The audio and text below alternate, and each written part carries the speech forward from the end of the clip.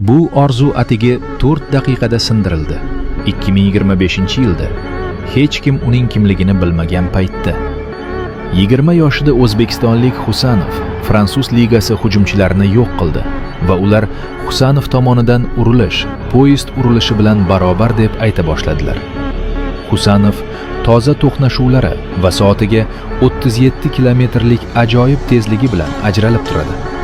Bu yirik klublarni Husanovga qiziqtirdi va Manchester City $50 million shartnoma tuzdi.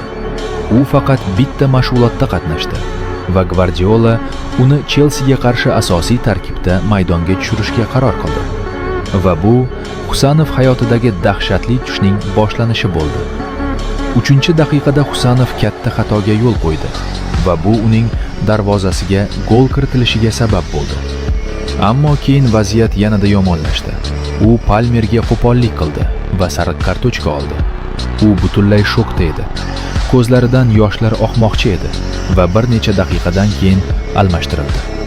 Muxlislar unga achinishdi va uni qo'llab-quvvatladilar.